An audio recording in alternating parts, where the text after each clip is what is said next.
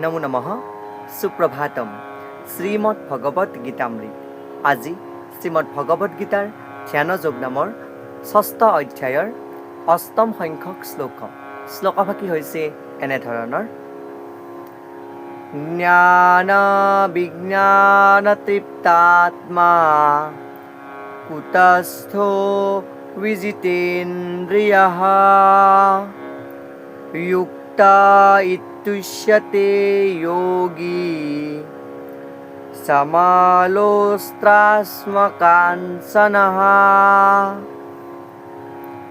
এই বিশিষ্ট শ্লোকভাগীৰ অসমীয়া অৰ্থ হৈছে এনেধৰণৰ: যেতিয়া এজন মানুহে অধ্যয়নৰ দ্বাৰা লাভ কৰা জ্ঞান আৰু উপলব্ধিৰ দ্বাৰা লাভ কৰা জ্ঞানৰ ফলত সম্পূৰ্ণ তৃপ্তি লাভ কৰে, তেতিয়া তেওঁৰ আত্মোপলব্ধি হৈছে বুলি কোৱা হয় আৰু তেওঁক বোলা হয় যোগী বা সাধক।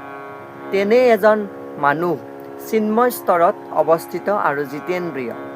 তেওঁ শিলগুটি, পাথৰ আৰু সোণ আদি সকলো বস্তুকে একে দেখে বুলি কোৱা প্ৰসংগত ভগৱান শ্ৰীকৃষ্ণই সখা অৰ্জুনৰ আগত এই বিশিষ্ট শ্লোকভাগীৰ অৱতাৰণা কৰিছে।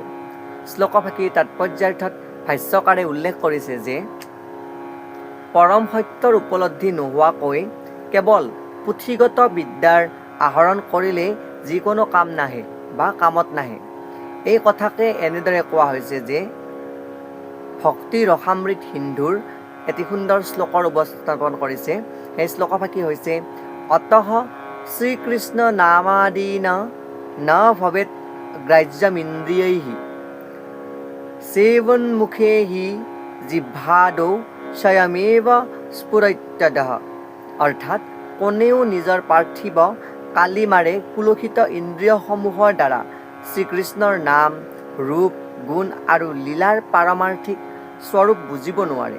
কেৱল যেতিয়া ভগৱানৰ প্ৰতি দিব্য প্ৰেমময়ী সেৱা কৰাৰ জৰিয়তে জীৱ চিন্ময়ভাৱে সংপৃক্ত হয়, তেতিয়াহে ভগৱানৰ দিব্য নাম, ৰূপ, গুণ আৰু লীলাসমূহ বোধগম্য হয় বুলি এই গ্ৰন্থখনত উল্লেখ কৰিছে। আৰু এই প্ৰসংগত আকৌ উল্লেখ কৰিছে যে এই শ্ৰীমদ ভগৱত গীতাখনো কৃষ্ণ ভাৱনাৰ বিজ্ঞান।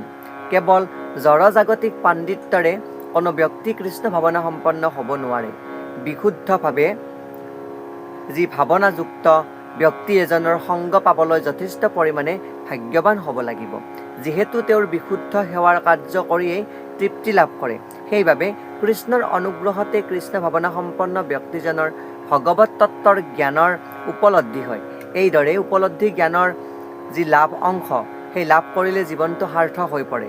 পাৰমাৰ্থিক জ্ঞানৰ বলত নিজৰ বিশ্বাসত অটল হৈ থাকিব পাৰি।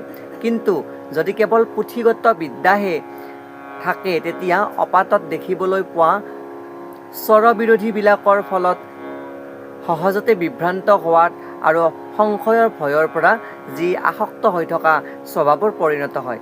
যিজনৰ হৃদয়ত ভগৱত উপলব্ধি আছে, কেৱল তেওঁ সেই প্ৰকৃততে আত্মসংযমী, কাৰণ তেওঁ কৃষ্ণৰ ওচৰত নিজকে সমৰ্পিত কৰিছে। তেওঁ চিন্ময় স্তৰত উপনীত হৈছে বা অৱস্থিত হৈছে, কাৰণ পাৰ্থিৱ পাণ্ডিত্যৰ লগত তেওঁৰ কোনো সম্পৰ্ক নাই।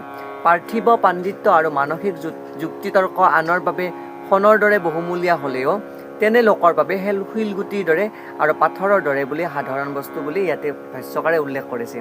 আৰু যি পুথিগত জ্ঞান আছে, সেই পুথিগত জ্ঞান গ্ৰহণ কৰি সেই পুথিগত জ্ঞানখিনিক ব্যৱহাৰিক দিশত যিয়ে আবেদন কৰিব পাৰিছে বা প্ৰযুক্ত কৰিব পাৰিছে আৰু কৃষ্ণ ভাৱনা সম্পন্ন হয়, সেই যি শ্ৰীমদ ভগৱতৰ মাজত থকা যিখিনি জ্ঞান বা শ্ৰীমদ ভগৱত গীতাৰ মাজত থকা যি জ্ঞান, সেই জ্ঞানখিনিক পাঠ্যগতভাৱে আহৰণ কৰি সেই জ্ঞানখিনিক সচৰাচৰ নিজৰ জীৱনত যি উপস্থাপন কৰিব পাৰিছে, ব্যৱহাৰ কৰিব পাৰিছে আৰু কৃষ্ণ ভাৱনা সম্পন্ন হৈ যুক্ত কৰাব পাৰিছে, তেওঁহে আচলতে মুখ্য সাধক বা যোগী পুৰুষ বুলি ইয়াতে উল্লেখ কৰিছে। আৰু তেওঁৰ কাৰণে সোণ বুলি নহয়, শিলগুটি এটাও সেই সাধাৰণ বস্তুৰ দৰে বুলি তেওঁলোকে উপস্থাপন কৰিছে। এই শ্লোকভাগীৰ সৰল গুঢ়াৰ্থ। ধন্যবাদ।